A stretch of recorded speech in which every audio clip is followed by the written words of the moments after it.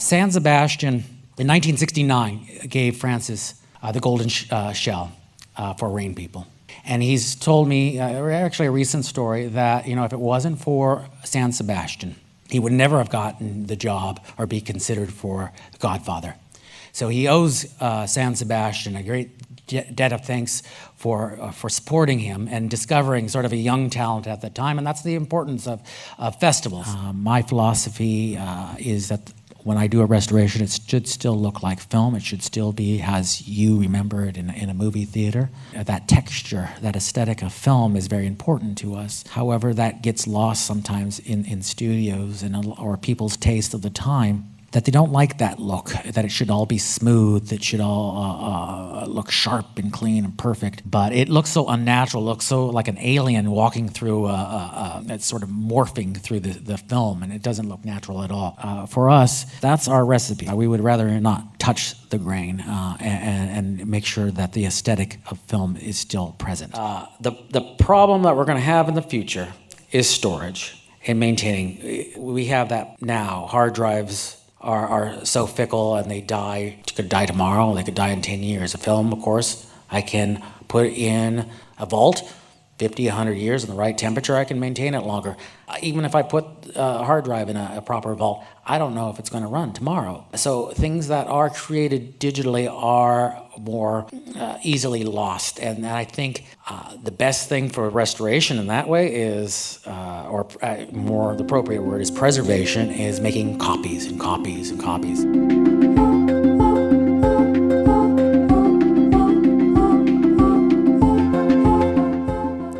How are you doing? Welcome to Zinemaldiko podcast, the audio inventory of some of the events taking place at the San Sebastian Film Festival.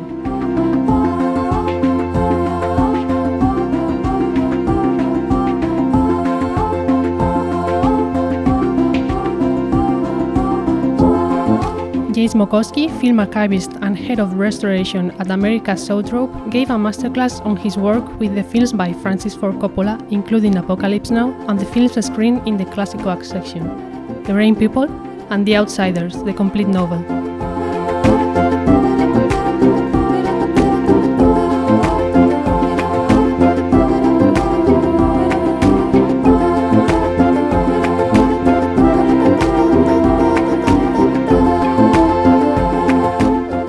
With Mockoski took place in the Tabakalerako Z room and was moderated by Josean Fernández, director of Filmoteca Vasca and member of the festival's direction and selection committees. Hasi gaitezen, kaixo, arratsaldeon eta eskerrik asko gurekin egoteagatik.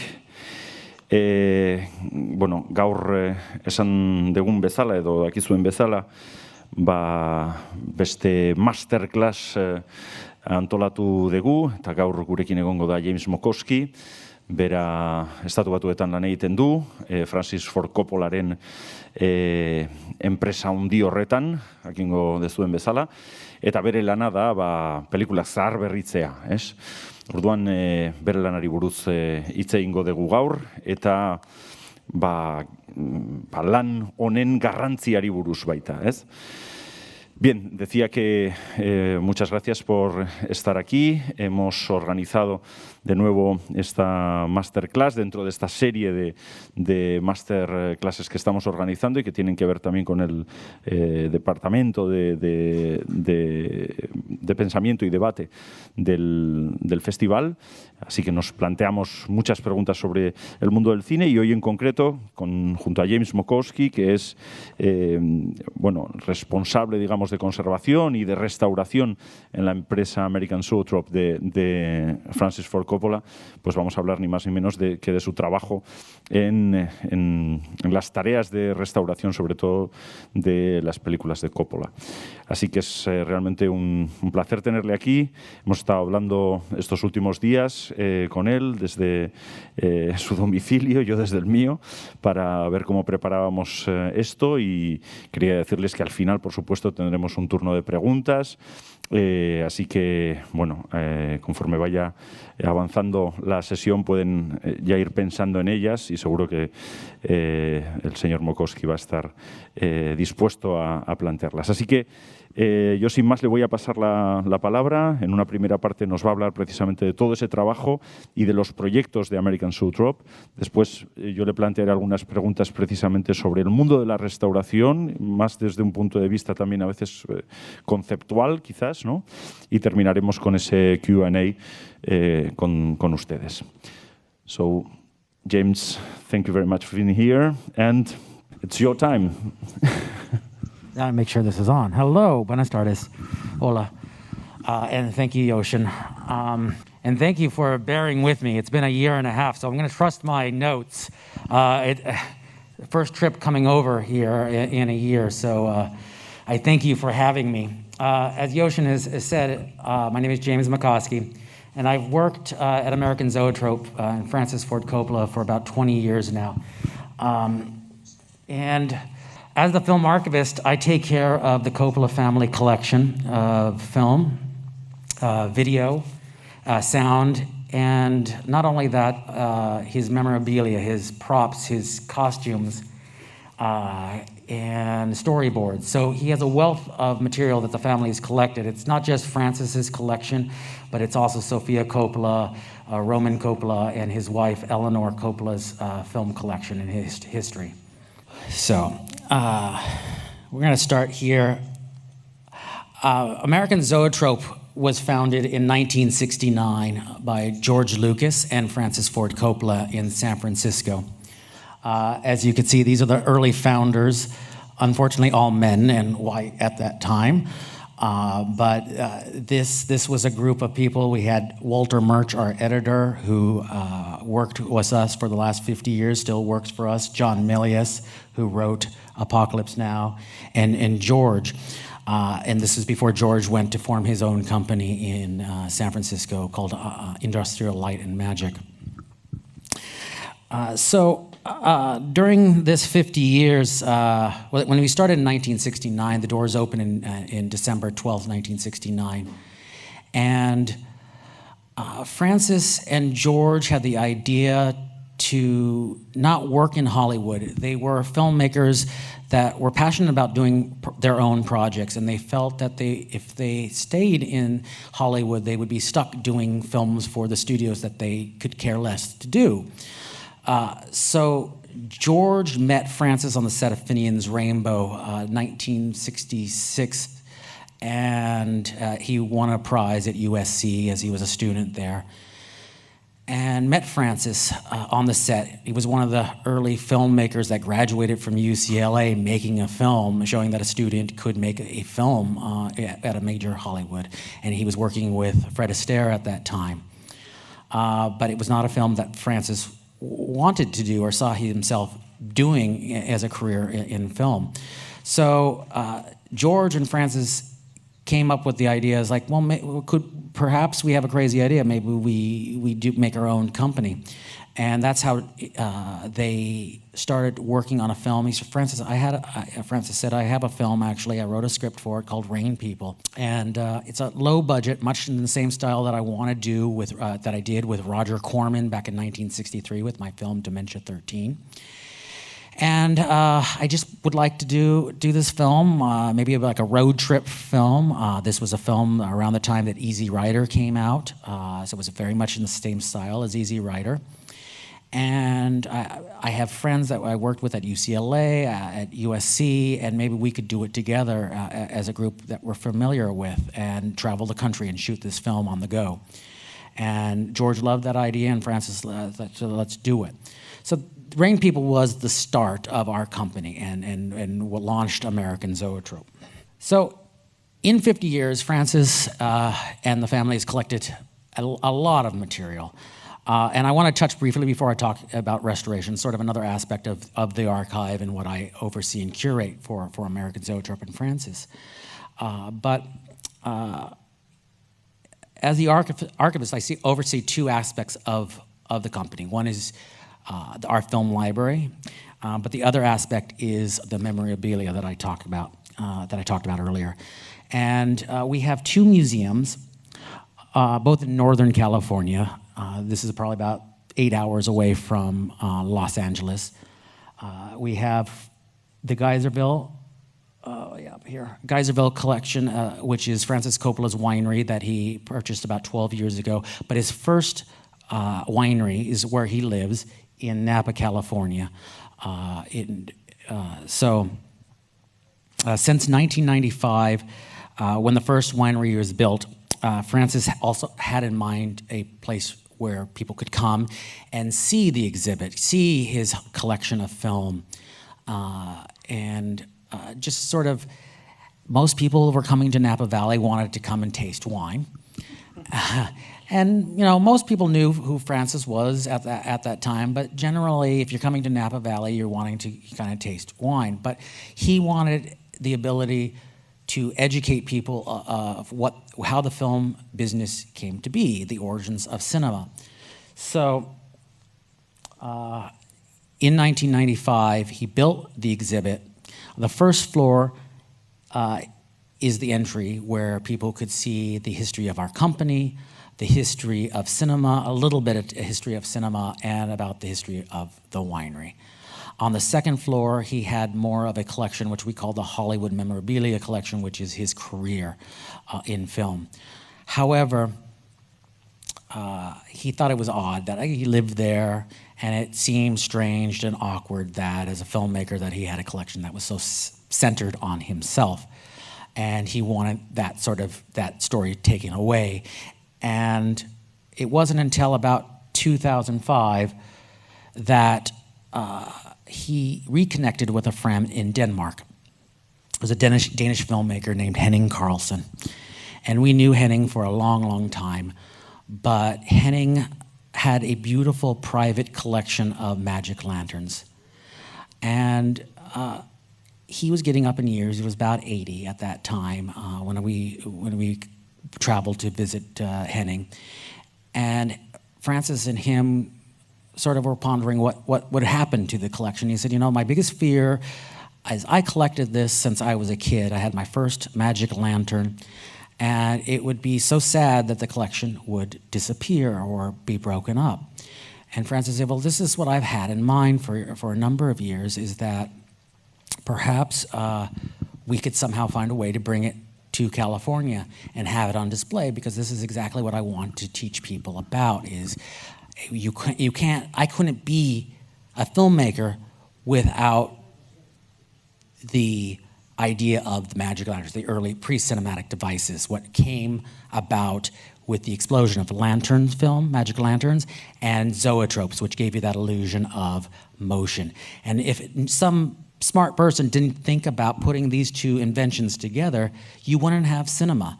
And having these guests that were wanting to wine, he said, well, this is a perfect captive audience. While they're getting drunk, let me teach them about early cinema. You take it for granted that the tradition of film directing or visual effects didn't come overnight. That language had already been developed during the time of magic lantern shows, and that was a very key component to what Francis wanted to convey. So in 2006, we brought the collection over to the winery and built it, and it wasn't about till 2007 where I'm just going to get used to this flow, so I hope this is okay with you. But so in 2007, we opened the museum.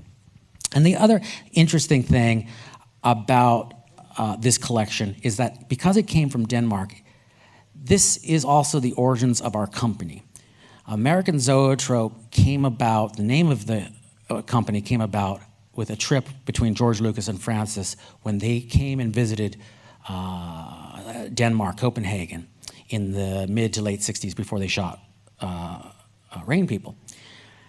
And he was invited to see a film company called Lanterna Film.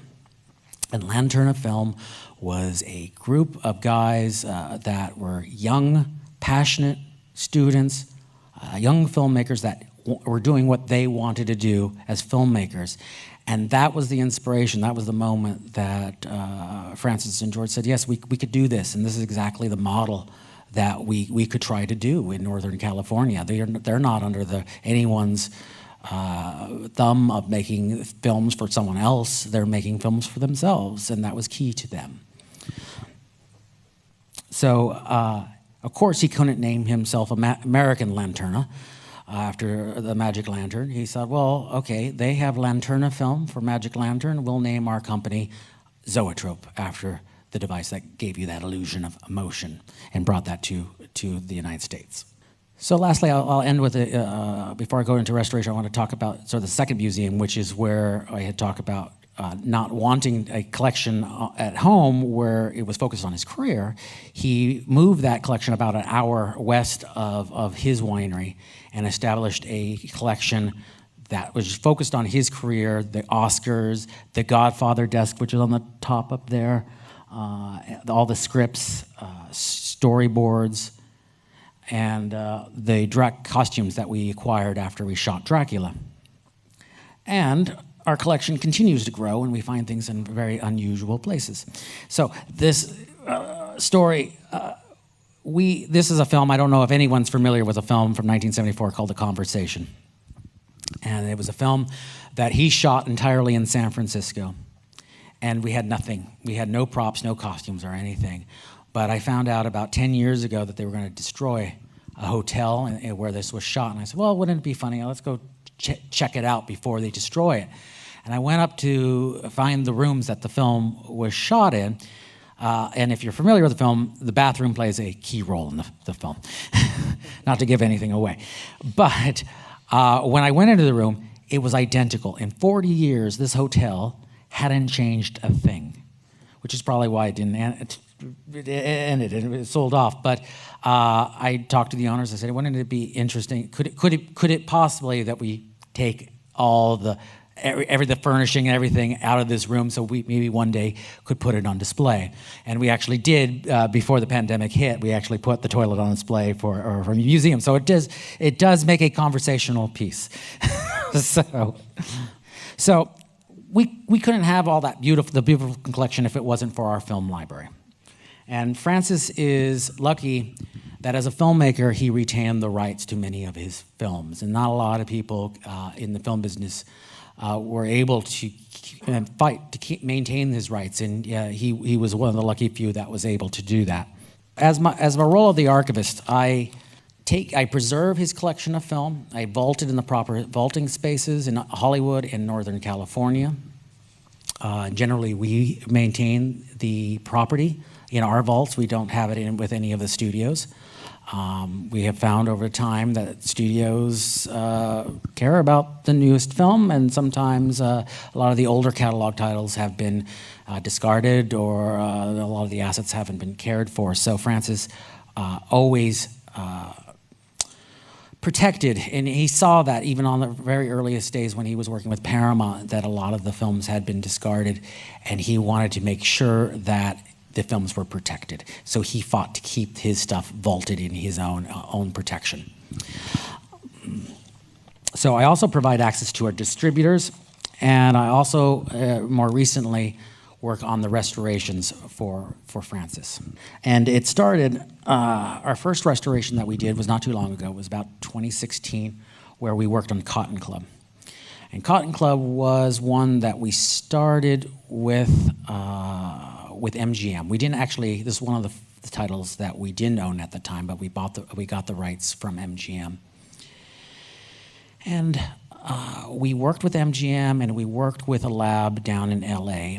And this was the first idea that perhaps we could do the work ourselves in-house, because what we wanted to do, and certain decisions are made that we may not have agreed on, or it was less desirable. So we as Francis and his philosophy is, keep everything in-house. And so Cotton Club was kind of the first thing. It's like we tried it working out, but it's better if we had it under our control. As you see, Cotton Club, I don't know if it hasn't come out in Europe here because of the rights situation, but you'll see it's Cotton Club Encore. This is a different version of the film. One of the other part that I'll talk about a little later is part of these restorations. Out comes a new film, a new version. That's important to Francis.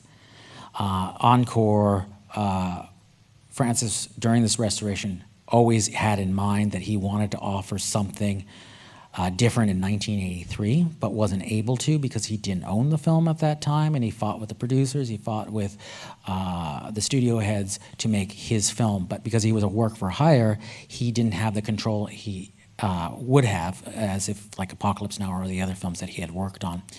Unfortunately, Cotton Club at 1983 was criticized, or the distributor and the studio heads, the producers, said that it was too long, there was too many musical numbers, and there was too many black people. And Francis thought this was absurd at the time. How can you tell a story about black heritage in New York that was their story? So this was key to him 40 years later to go back and right that wrong. And fortunately, because times have somewhat changed in that period, that he was able to do that. So with what we learned on Cotton Club, we then decided to take most of the work back in-house. And what we learned on Cotton Club, we took to Dementia 13, Francis's first film from 1963, and we slowly built our understanding of what we wanted to do on restorations, and subsequently built upon our work. Lick the Stars, Sophia's first short film before Virgin Suicides. We started working with Warner Brothers on You're a Big Boy Now, and Rain People, which will debut here on Friday. Developing those films sort of got us educated, it got us experience about what we wanted and what we felt is right for our library, our restorations. And so our workflow is very similar to many of the other studios and labs and archives. It's not too dissimilar. But to walk you through it a little bit, it first starts with research. You need to look through your library and determine what is your best assets. Sometimes in the National Archive, it can be messy and complicated, and the research takes a long time. And we worked with the French Cinematheque or the BFI on Napoleon, and those assets are massive because they're scattered around the world. Well, we don't have that problem in our collection because Francis maintained the collection. Unfortunately, like Cotton Club, though, on the other hand, that was messy. Most of the studio, because the studio owned that, some of the negative was missing, so we had to go for another answer prints or something to cobble together his director's cut. So in most cases, we determine if we're going to use the original camera negative or the interpositive, the IP, which is made off the camera negative, a copy of the original camera negative. And then we survey the assets to see if there's any damage that would need to be repaired. Is there any dupe negative sections that were cut into the negative that were there to replace damaged sections? So these are the things that you have to look at when you're inspecting your elements. And then once we learn and gathered our facts of what we're going to use, we send the elements to our lab. Generally, our lab is primarily in Los Angeles, and we send it down there to be scanned. And at this moment, we're scanning at 4K. We're not scanning at any higher. We've done tests at higher resolutions that have yielded very little results, and we've pretty much stuck to scanning all our elements in 4K. So the next step after the lab scans, and that usually takes about a week or two to get back the results, they'll send the data to me. These are raw scans of the film. And I will this is actually my living room. I've worked for a couple of years, even before the pandemic. I worked in my living room and set up a workspace there. And sometimes my editor will come and help me if I need an extra hand. But they'll send me the files, and I'll remove the dirt, the scratches. I'll stabilize the film, and I'll remove any deflicker. And then the next step would be to send that material back down to a lab, pretty much where I scan the film. I'll send it back down to them, and they will do the color grading. And they will color grade either on a Da Vinci or a base light system, usually the Da Vinci, that we have been doing it. I will then get Francis down, or our DP, or DOP, here down to LA to review and approve the film. And once it's approved, then the lab will create the deliverables to our studio and send out the restoration to our distributor. So we sort of had to relearn what everybody else was going through and labs had learned, is that, during the digital process, digital's nice. Digital is great. You can make easy fixes that were impossible or you couldn't do during the photochemical restoration before digital tools were allowed. But it can cause problems that we have to be to be on guard about. And this is kind of why we took on Cotton Club, because we found that certain artifacts were introduced, what I call fingerprints, not literal fingerprints, but things, tools, or touches of an operator, such as myself, will go in and affect the image that were not intended. And these are things during the restoration process that can happen, and a lot of times they're not caught. And we found that when we were going through things that it's not really a restoration, because I shouldn't have my fingerprints all over the film. The only fingerprints that should be on it is the negative cutter, the editor, or Francis. He can have his fingerprints, but I shouldn't have my fingerprints on the film. So there's a lot of dirt tools, errors that occur that you have to be on guard with. But what we also found when working with studios, that they can also affect with their taste. There's a debate, and we could talk about this later afterwards, is grain. My philosophy is that when I do a restoration, it should still look like film. It should still be as you remember it in a movie theater. And that texture, that aesthetic of film is very important to us. However, that gets lost sometimes in studios or people's taste of the time, that they don't like that look, that it should all be smooth, that it should all look sharp and clean and perfect. But for us, that's our recipe. That's something we don't want to touch. So when we got the first scans back from the lab, it's all perfectly clean, and it doesn't have that. And I don't know if you can see it much, but it doesn't look like film. It looks digital. It looks unnatural, and that aesthetic of film has been wiped. So when I work, Godfather's not a film I own, so we would have had a different approach. This is a film that was owned by Paramount. And Paramount generally is, of course, is Francis's film, and they're very open. So we said, this is sort of the recipe. Go back to this. We would rather not touch the grain and make sure that the aesthetic of film is still present. So we are able to at least have that discussion, and generally they'll listen.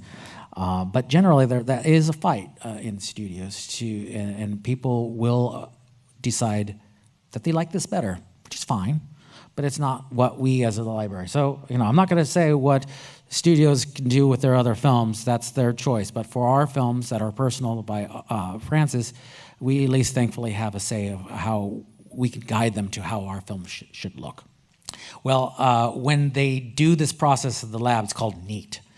And it strips the grain and then re-adds it. But when they do that, any motion that happens, it moves the particle as if the characters are swimming through it. And it looks very unnatural. So when we do things at a higher resolution, and we're going to send them, put it on 4K television, those things become really apparent. HD here, this is 4 times less the resolution than what we are doing now, so you may not necessarily notice it. But it looks so unnatural, looks so like an alien walking through, it's sort of morphing through the film, and it doesn't look natural at all. And this gets introduced a lot during this process. But in general, I will not, if it's a film that we own, I will not go through that process. It will have grain as it's intended. We feel it's intended, so we won't touch the grain. So I talked about Rain People, and we're bringing that here on Friday. But on Thursday, we're bringing another film called The Outsiders. And Outsiders was a film that Francis did in 1983. This was a different philosophy of why he wanted to recut it. He recut it in 2005. In 1983, and I don't know here in Europe how aware people were of S.E. Hinton's book. S.E. Hinton was the novelist who wrote The Outsiders in the 60s. She was 16 years old. She was a young woman in high school, and wrote her first successful novel. And Francis became aware of this back in 81, 82. It was a film that I'd say it departed from Apocalypse Now or his film One from the Heart, which were more studio films. Those were very complicated, big budget, over the top films, and so much so, One from the Heart, the film that he made after Apocalypse Now, sort of bankrupted his company. He wanted to endeavor in experimenting, making his own studio within Hollywood and try to fight that own perception of making Hollywood film. He wanted to go in there and have his own studio, but his model didn't work. And going through bankruptcy, going through the banks, taking all his assets away, he escaped Los Angeles and went to Tulsa, Oklahoma for about a year. And he found S.E. Hinton's novel the perfect thing to just sort of escape and make his own film. And very much in the same style, sort of Rain People, as sort of a small crew, low budget film. And enough to be a distraction from the bankers taking away all his assets in Hollywood. So what the challenge of this restoration in The Outsiders was that most people saw the IP for 40 years, which is fine. It's a beautiful, beautiful element. But Francis was very passionate that he always appreciated his DPs. Vittorio Storaro that he worked with, and on this film, Stephen Burham. And Stephen Burham made a sweeping, sort of Gone with the Wind, epic, beautiful landscape film. And he liked to take the philosophy that we started doing with all these restorations, go back to the original negative. And unfortunately, when we did the research and we pulled the negative, we found that because everything was sort of the low budget, and they were trying to get the film done quickly, they took some shortcuts with the filmmaking in the editorial process. And they didn't do what we call a traditional A-B film. So the visual effects, the fades, the dissolves, those were all dupe negative. Those are 2 generations, or sometimes 3 generations by the time they go to the theatrical release away from the original negative. So you got this sort of softening of the image. So you go from original negative to a softer image, back to original negative, and it didn't match evenly. So Francis decided he wanted to go back and try to find the assets that made those fades and dissolves. Something they could have done back in '83, but they didn't do it. And this is the nice thing about Francis, and if you come away from anything from the speech, is that Francis was an archivist. He kept everything. He didn't throw anything away. And when he talked to George back in the 60s and 70s, don't throw it away because someday you may want to recut Star Wars. Some people may say that. I like the original, but that's fine. But you may use it, is the point. And you may use it for a different project. We've used music that he's recorded 40 years ago in later films. So he's always frugal, but he's always like, I pay for it twice. So if you can keep it, then I would caution everybody that never throw anything away that he saw happening in LA.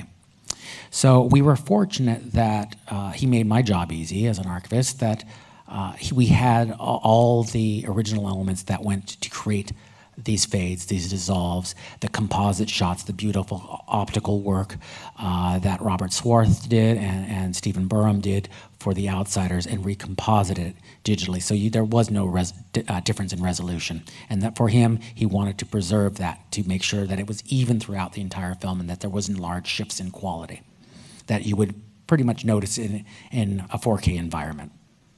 One other thing that was nice, Francis, and the importance of keeping things is that Apocalypse Now, in 1978, 1979, when we came back from the Philippines, the film was a mess for them. It was complicated. They didn't know how to edit the film. You would think that, how do you mean you don't know how to edit the film? Isn't it scripted? And it's like, well, the editing really didn't happen until they got all the footage back from the Philippines in 1978, 79. But the one thing that was really complicated for them is, well, how do we start the film? And so Francis and Walter Murch, his editor, had a meeting one day, and Francis was going through all the trim bins where Walter had cut up all the rolls of film, and some things were discarded on the floor. And Francis picks up the piece of film and said, "Oh, this is beautiful shots of extreme close-ups of the helicopters and the smoke blowing. Wouldn't this be kind of psychedelic, weird way of opening the film, you know?" And so it was like from something that he discarded, that was just casually just thrown away, became the opening of the film. And that's sort of what he sort of instilled on us, is don't casually throw this away. Maybe it didn't work for your film now, but maybe it will work later, or maybe we'll find a purpose for it. But let's hold on to it. When I ever talk about restorations and I say, "Oh, I'm going to work on Apocalypse Now," people say, "Well, haven't you done that already? I've seen that restoration. We didn't do it 10 years ago." And I was like, "Well, it is true." We have constantly revisited our films. Thankfully, the technology's improved that hopefully things will slow down. And I think we're at a very good point in technology. But we worked on a film called Godfather 3. When we did the color grading 12 years ago, we were working on different monitors at that time, and things changed. So technology changes, and you have to sort of keep up with the new TV or monitoring, how you're correcting the color. And so we'll find that what we did 12 years ago, the color is not lining up to what it's looking like. And this is mainly in a home video, what you will see at home. The difference is striking. When we start a restoration, and it usually begins with a discussion with Francis of what he wants to do, and I'll go through the films and I'll start restoring and doing the research. And the moment that I think I'm done, I'll sit with Francis and I'll be in a color session with him, and he says, "You know, this is fine, it looks good, but I would have preferred a different version. This is not the version I wanted." So it was like, "Okay, well, what would you like?" "Well, you know, I talked to you earlier about Cotton Club and how that discussion came about." He said, "Well, you know, that was not what I wanted to make. I want to make my version how I wanted to make it in 1983, 84. Apocalypse Now came out of the sort of same discussion. He said, "You know, in 1979, the film was weird. People didn't quite understand it, and I wanted so much more in that film." So in 2000, he came up with the version Apocalypse Now Redux, and he added 45 minutes. So okay, most people said it's longer. It's longer. It's now over 3 hours. And Francis, "Well, okay, now 20 years later, maybe that wasn't the right thing. Maybe I'll do something in between." It's like the Goldilocks cut. I'll make it like 1979, but I'll make it halfway in between Redux and find that right cut. So him as a filmmaker, is very important to understand that he sees storytelling as an evolving thing. Storytelling is not, you don't tell a story in one specific way, always. It changes. A certain story that was told for 100 years has a life. It's been changed by whoever's telling that story. Francis has been a filmmaker that it's very important to try, as in Cotton Club, attitudes changed after 40 years. So it became a right space for him to go back and make the version of the film that he wanted. And the same with Apocalypse Now, is that he thought, well, maybe the audience wouldn't think the film was going to be weird now, 30 years later. Maybe I could try something different. So storytelling for him is very evolving. He loves to tinker and toy with the cut. So no matter if you think, if you have the film, if you ever present it to Francis, he's going to change it. And so that's always the danger of presenting to him. But it's the fun thing. And it's fun because we don't remove the original version. We make sure that we restore the original version, and it's alongside the other versions. And they are named different. You got a Cotton Club Encore. You got Apocalypse Now Redux, Final Cut. Outsiders, the complete novel. These are other versions, and it's important for us because, a lot of attitudes about film or library films, catalog films, is that they're old. They're scratched. You talk about a silent film, people say, "Oh, it's silent, it's black and white." Well, it was never meant to be black and white. It was never meant to be silent. That was just what was done at the time to preserve those things. But it was such as a disservice because people thought they were old. And for Francis, these films should look good. The presentation should be the best it can be. So I want to show the one last clip, sort of talking about Francis's Apocalypse and say how things evolved after 40 years and trying to get that right presentation for his film. This movie I'm making is not in the tradition of the great Max Ophuls or of David Lean even. This movie was made in the tradition of Irwin Allen. I made the most vulgar, entertaining, exciting, actionful, sensoramic, give them a new thrill every 5 minutes, have it everything, sex, violence, humor. Because I want people to come and see it.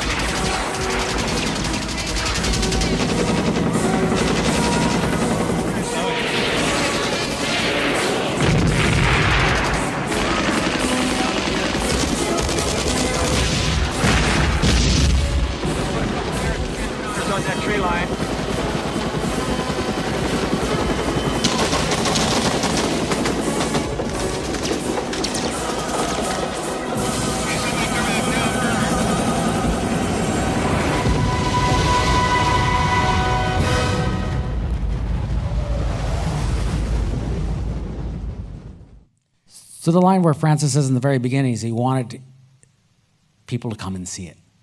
Well, you see how the first version on VHS, that wasn't a great presentation. And it's amazing to think that home video, only around for 40 years, it's evolved so much. And there's no new tools and new things that make that presentation equal to what we saw in the theaters. And that's the whole point. Francis would rather you not be at home watching his films. He would rather you watch film in cinemas. That's where the proper presentation.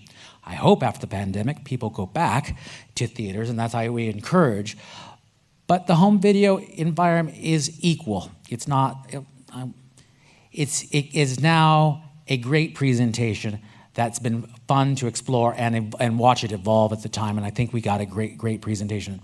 So before I talk to Yoshin, I want to say I want to thank everyone for having me here. San Sebastian, in 1969, gave Francis an award, the Golden Shell, for Rain People. And he's told me, actually a recent story, that if it wasn't for San Sebastian, he would never have gotten the job or be considered for Godfather. So he owes San Sebastian a great debt of thanks for supporting him and discovering sort of a young talent at the time. And that's the importance of festivals, is that when you award, this is an important award. This is festivals do an important service, that they do recognize new talent. And so I thank you, because I wouldn't have been here, and making you put up with my talk. But I want to turn it over to Yoshin, because I want to hopefully have a discussion a little bit, and I want to I hope we get some good conversation from you guys as well. En realidad, cuando estuvimos hablando James y yo de cómo organizar todo esto, él decía que tenía miedo a hacer realmente una conferencia, que prefería un diálogo y tal. Yo ya intuí que tenía muchísimas cosas que decirnos, ¿verdad? Y ya veis, ha pasado prácticamente 1 hora y pico. Así que yo voy a iniciar casi, si les parece bien, ese turno de preguntas y luego ya inmediatamente les pasaré a ustedes la palabra. Entonces, bueno, voy a agrupar algunas preguntas que tenía y después, insisto, les paso la palabra. Hemos hablado mucho precisamente con James sobre el concepto mismo de restauración, ¿no? Es decir, seguro que aquí hay mucha gente interesada en el cine, pero no necesariamente especialistas, claro, y a veces la terminología en torno a todo esto es imprecisa. Hablamos de remasterización, digitalización, escaneado, limpieza. Y mi pregunta para James era eso: ¿de qué hablamos realmente cuando estamos hablando de restauración, de restaurar una película, ¿no? Y en la responsabilidad que tenemos aquí, por ejemplo, en Filmoteca Vasca al respecto, creo que tenemos que hacer una tarea muy pedagógica, y yo no sé si él va a estar de acuerdo con esto, pero yo creo que no se tiene muy claro a veces la importancia de la restauración en el cine. Yo le ponía un ejemplo hace poco intentando convencer a alguien para hacer inversiones privadas desde lo privado para invertir en restaurar, y alguien que está acostumbrado a ese tipo de inversiones en otro tipo de artes, digamos, su pregunta fue: ¿pero el cine se restaura? Es decir, lo que es obvio para un edificio, una iglesia, no lo es tanto, digamos, en la calle para el cine, ¿no? Entonces, bueno, esa sería como la primera pregunta. ¿Qué es una restauración? ¿Por qué hay que restaurar películas? Ya lo he explicado un poco, y a veces, ¿por qué hay que restaurar tantas veces películas? Es decir, una restauración hace 10 años ha podido quedar obsoleta, ahora tenemos nuevas herramientas para eso, ¿no? Y luego, por supuesto, algo, y ya termino, muy vinculado con el trabajo que hacen en American Zoetrope. Es decir, una restauración tiene que dar nueva vida a las películas. Esas serían mis preguntas globalmente. So, restorations mean different things to different people. And I sometimes feel that restoration is sort of a false term or a false thing that we are trying to obtain, because no matter what, there is a modern, I talked about fingerprints, you know, it's so hard to remove modern aesthetics. I think even if it goes into restoring grand paintings, it's so hard. Is that truly a restoration? Even though they're coming very close to using the original paints, or it's the same sort of thing, controversies or issues that I'm dealing with in a digital environment. Some may not consider what I do a restoration if I'm not going back out to film, because people have seen this in original film. But we do that on an economic basis, because sometimes, you know, the library is very expensive to put back out on film, so that becomes a burden. But I think with our digital restoration, that we have come close to at least giving you the aesthetic of what film would look like, and people may have a difference of opinion on that as being a restoration, and that's fine. My opinion differs probably from the Basque or any national archive, which is good. They don't have the luxury that I do, which is I have the filmmaker. I have a lot of times the cinematographer, the DOP with me, who tells me what my range is in this restoration, what they consider a restoration, or what they want to do for this. I sometimes like the word presentation instead of restoration, and how they want to present it. So the National Archives are great in that they keep tight control of things going too far. They're doing what I'm doing too with the studios. You're doing exactly what I'm doing, where I say doesn't look like film. That looks something unnatural. That looks modern. That's not what the film looked like or what an audience ever saw. And so because they don't have the filmmakers, they sort of have to work in a tighter environment and make sure that that someone in the archive or someone else doesn't take this film and make it look like it never was intended to. So I don't know if I got every one of your questions, but let's ask them, about what, because here we have a good debate, I think, but let's... Well, yes, it's a debate, but it is a debate that I have a private archive. And so I have a film, I work for Francis, and he will tell me what he wants to do to present the film. But studios don't also have that, but it will introduce their own taste. Whoever owns or whoever works for their archive will introduce their own philosophy. So there are... what a restoration means to you may differ slightly to me and what a studio might do. So it is a little more nuanced than this means what a restoration should mean. So I will never criticize any other restoration because I don't want them to criticize me. So anyway, I hope someone else has some good questions if they open it up.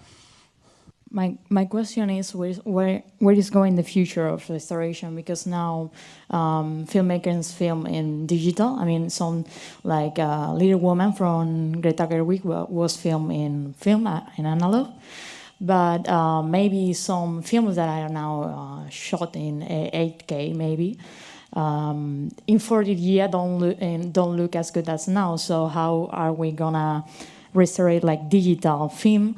And also, is more like looking to the future would be more useful to shoot in film actually, like right now, than in digital, since we can take the advantage of the film and apply to the technologies nowadays. But with maybe shooting with an 8 camera in 4K is obsolete.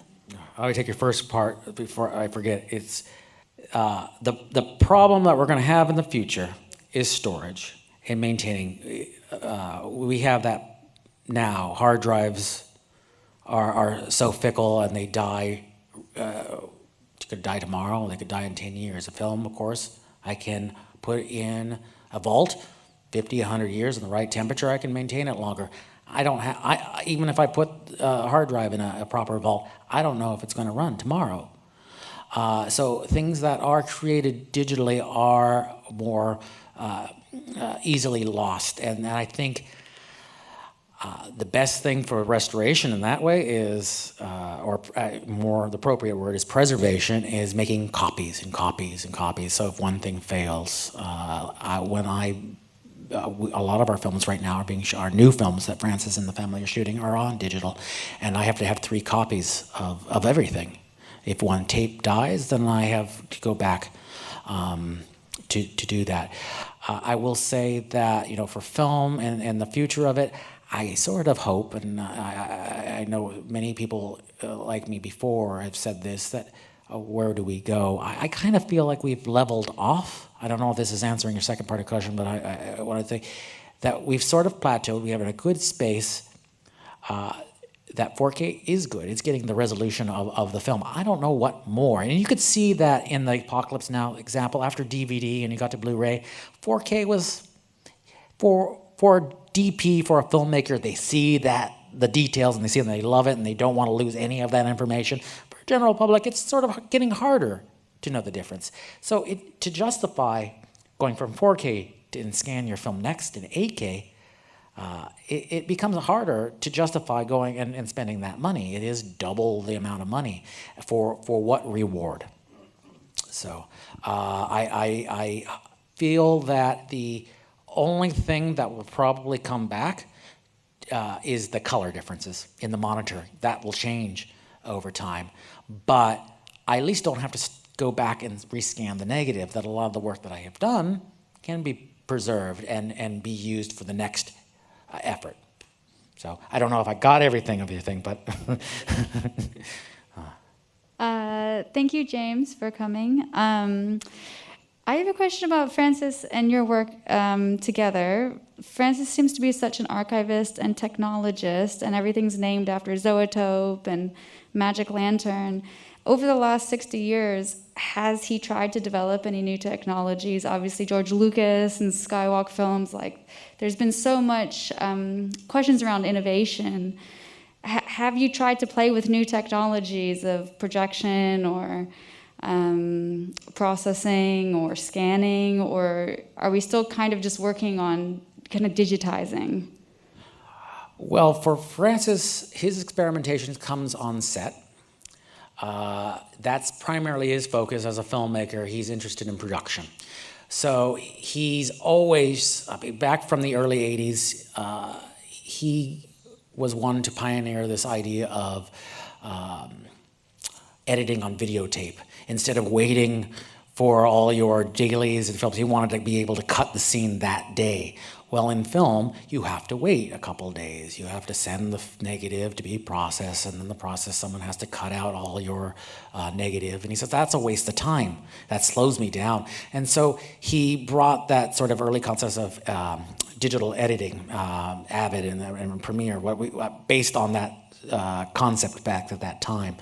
Now he's looked at sort of going, he always looks at for new things going back to old ideas, and his recent endeavor on doing live television and sort of adapting live television into film, and how do you do a live film. And so he's been kind of exploring that, and he's been talking about that for the last sort of 5-10 years. You could read about it with his work on distant vision.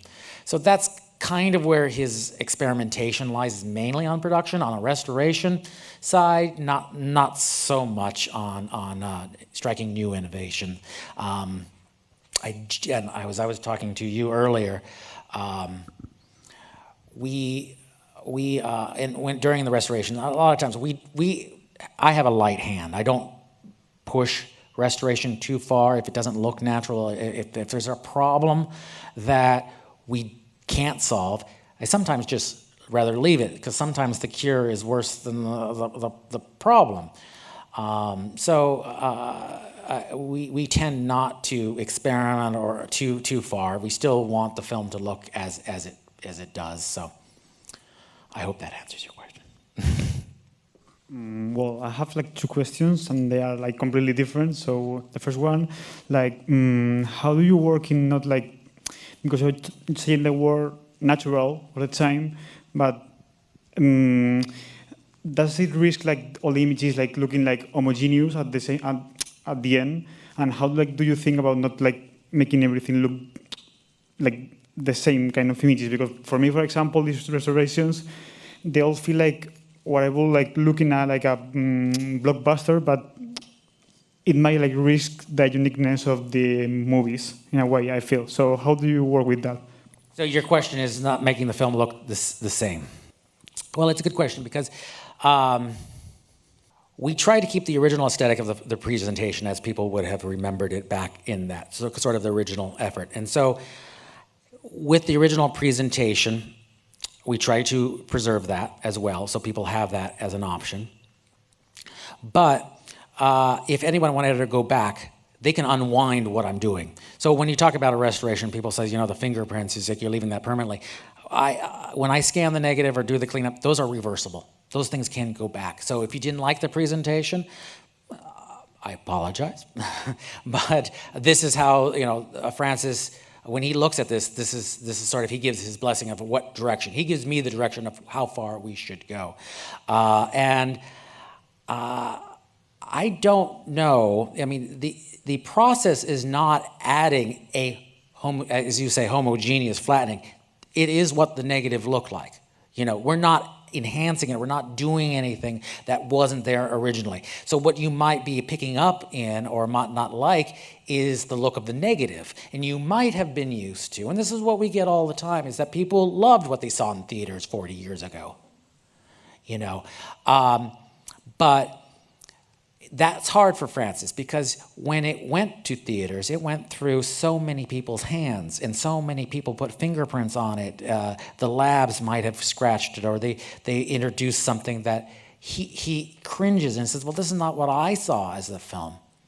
So him as a filmmaker, he really is conscious of how he wants to present it, or always wanted to present his film, which is sometimes in contrast to the fans and how they presented it. So, but this is something you chase, because You know, people talk about the visual quality all the time, about, oh, this is not how I remember it, this is not how the color I remember it.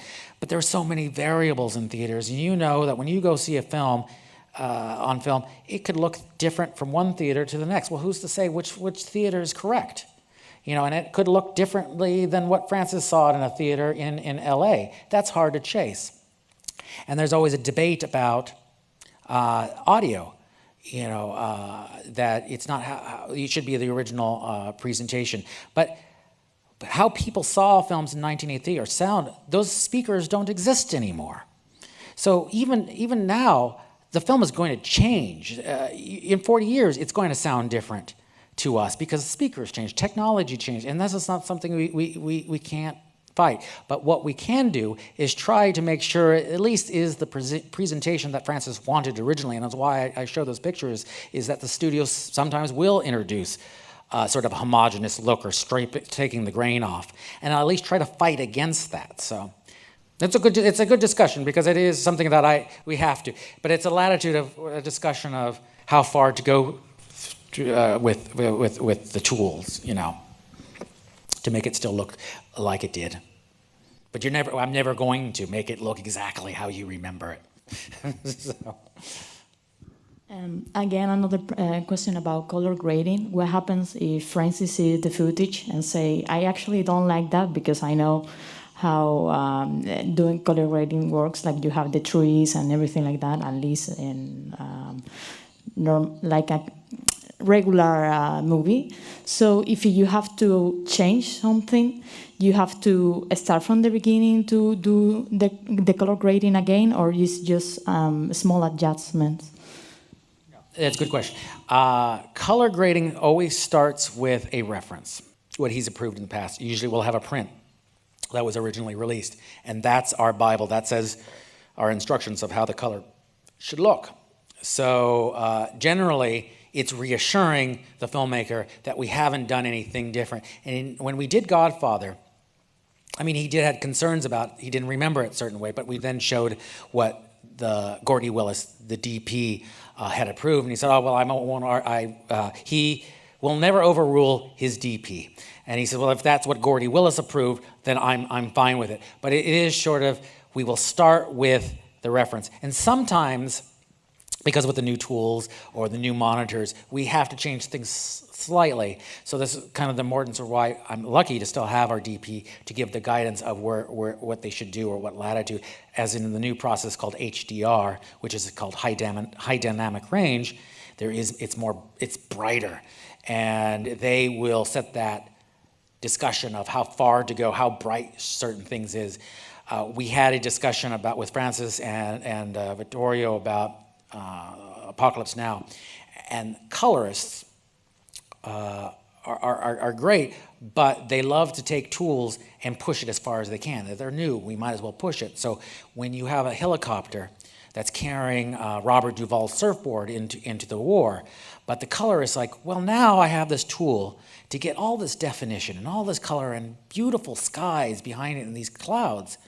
Well, the frame that Vittorio and Francis composed is about the story of here is the Colonel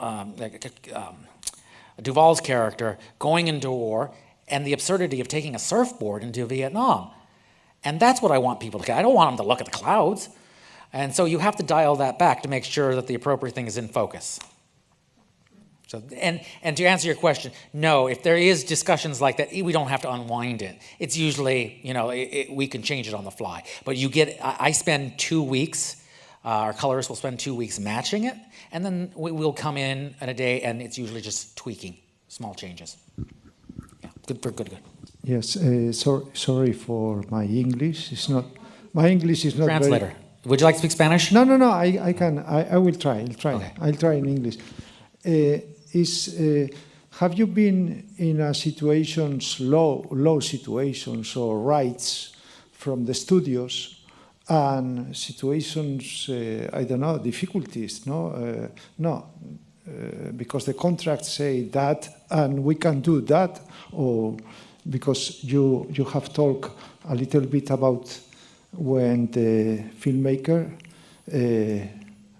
get independence from the studio. So some films belong to the studios, other to him. I don't know. Just curiosity. No, it's a good question. Rights are notoriously difficult with films, and it's a hard thing. Fortunately, and this is not true amongst a lot of other filmmakers, and I was recent at a film festival a couple of weeks ago, and the filmmaker said that she was a young filmmaker, and she made a film called Bitterbush, and she said the most powerful thing she learned as an early filmmaker is never sign a contract. Because the moment you signed a contract, the studio will do what they want to do, and they could fuck you. They're just like, they're done, and they'll make the decisions. He said, if you don't sign that contract, you have the most powerful over your own film. Well, I don't know if maybe Francis was like that in the earlier career, but since I've met him in the 20 years, most of the studios, even if it wasn't in the contract, allowed him to explore what he wanted to do. Which is not necessarily what the courtesy that they would give other filmmakers. So we're in a different situation versus when you start out in the career versus someone that's been in the business for 50 years. But rights can be tricky. We've had that with Cotton Club. Cotton Club was something we started in 2004, but we started in 2010, and it took 4 or 5 years to get the rights back from MGM. But we still are fighting the people who own the rights. No, I wouldn't say fighting. I would say that we're still trying to get that version out overseas, and that's between the distributors and that's between the rights holder. And we hope that people could eventually see that. Yes, and I mean the question in terms of restoration of depending which film, no? I don't know. If you have had problems or something, or where are the rights of... Who belongs the rights? The studios or Francis? The majority of the films that I've showed today, we own. We have complete say of the films. There are a few films like Cotton Club that are controlled by MGM, but MGM allowed us and gave them the ability to explore it because Francis was going to, give his time to make that version. So they didn't have a problem. But for the most part, that's not a discussion because we own the rights to these films, full stop, and we can do what we want to do with the films. Which, as I said earlier, that's rare in this business. Filmmakers don't own their own films.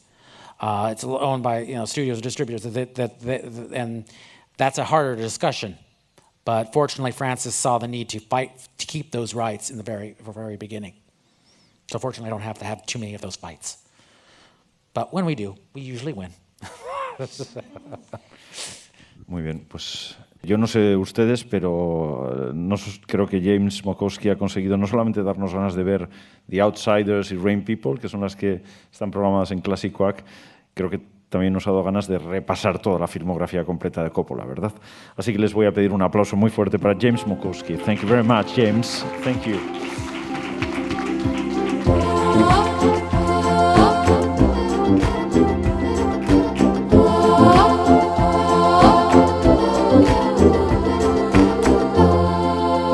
And so ends this new episode of Zinemaldiko podcast, a space included in the activities of the thought and discussion area. You can listen to more film talks and master classes on our website or on your favorite audio platform. See you next time!